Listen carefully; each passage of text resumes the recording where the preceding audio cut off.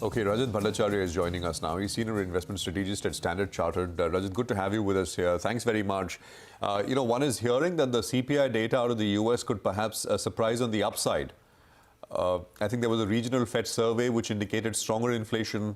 One is reading media articles which sort of quote economists saying that, it's possible that we get a nasty surprise. What's your sense, Rajat? How are markets positioned to it also? Hi, morning, Prashant. Yes, you're right. CPI is the focus of today. The problem is that this data is going to be a lot noisy because of something you mentioned earlier. There's a few changes in weights to begin with. The weights of used car prices, for example, is going up from this month.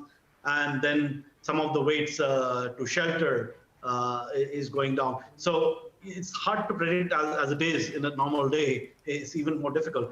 But to your point, the key to watch in US inflation is core services inflation ex housing. That's the data that the Fed watches. And there we see the recent job market numbers. Those numbers suggest that the job sector is still pretty strong. And that is a worry because that indicates that the wage pressures remain strong. That is going to filter through to the core services sector. This is the one that we need to watch. But overall, because of the weights that I suggested and used car prices, by the way, have been rising recently, you could see that filter through to the number there, and you could see a slight upside surprise if I were to put a number to it. Okay, what about the Indian economy, Rajat? How are you feeling about that? The CPI numbers have been on the weaker side. I mean, it's come in at it's quite shocking actually. It's way above the RBI's comfort zone as well. And our own markets have seen about a 2% fall since the start of the year. Are you cautious as we head into the second quartile of 2023? Yes, Sonia, we were cautious at the start of the year, as you know, and that's primarily because of valuation, not because of growth. So to take your first point on growth, what we saw, the new information that we got since we last spoke is the budget. And that was a very strong budget. I mean, we've seen CapEx spending rise to record levels, around 3.3% of GDP going to spend on CapEx. This is a long-term trend that's going on last few years. That's positive. And yet, what did the government do? We still see fiscal prudence, which was what we were expecting. We were expecting slight, cutback in terms of the fiscal deficit ratio. It's a substantial cutback, in fact. And what was moved was the subsidies back to the pre-COVID levels. So a growth budget with fiscal prudence and the growth being driven by CapEx into infrastructure is positive. Again, we are long-term investors, and we tell our investors that when you see that kind of growth coming through, when you see the government's focused on CapEx expenditure, that's going to filter through to the economy, to the earnings. What we see is earnings growing at this fastest pace in more than a decade, actually, around 13 to 15% earnings growth. In the last fiscal year, in the current fiscal year, the next fiscal year also, the consensus is around 15% earnings growth. That is going to support valuations. But to your point, I mean, if you talk about the relative valuations, clearly the rest of Asia is, undervalued still. So in relative terms, India is probably going to just toe the line in terms of be in line with the rest of the Asia markets. But the long-term growth story remains intact.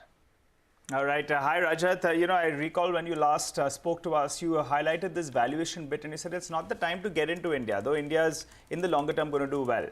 What if we see a correction of say 5, 6, 8% odd in the Indian markets? Would that be a good entry opportunity? Point number one. And point number two, Brent crude prices is being a little naughty, particularly from India perspective. It's moved around $86 per barrel.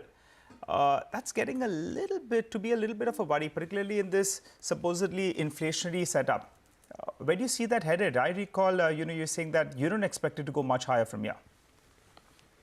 Yeah, so let's take the first point. In terms of where would I buy India, I think what Indian investors themselves are doing are the right thing. Indian markets are being driven by this significantly by the systematic investment plan. They're averaging in. That's the right strategy to do. And I'll tell you, that is not the norm in the rest of the world. Indian investors have got it. I mean, basically, this is the way you go into a relatively richly priced market. So to your point, where do you go in? I mean, we are not market timers, but if you keep averaging in 10%, 20%, that's the par for the course. I look at the relative performance of markets across the board this year, and Indian markets are down in dollar terms just 3.5% after everything that has gone on, right? Valuations was against it. You had all the news around the conglomerate there, and yet it's just 3.5% down. What it tells me is that there's this underlying strength. What also happened was that FI had sold out last year. They were net sellers last year, right? So what is holding up this market? It's the domestic strength, this systematic investment plan, and that is the way to go. To your other point about Crude oil prices, it's been trading, as I mentioned earlier, it's been trading in that 75 to 80 range, 80, 85 range, where I look at WTI, not Brent, but that WTI has been trading in that range, if you look at the last 2 to 3 months. Now, what's the key uncertainty there is China. I mean, historically, Chinese recovery was led by infrastructure. This time, it's not going to be led by infrastructure, so the demand for oil is not going to be that much as before.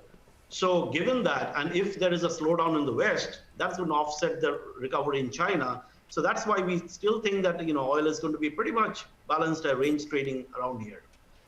All right, we leave it at that. Thank you for your quick chat on the Indian markets and what you expect from the US CPI data as well. Appreciate your thoughts. Let's slip into a quick break. Lots of stocks in focus, lots of result reactions, Naikas, the enterprises, all of that coming up in just minutes from now. Stay with us.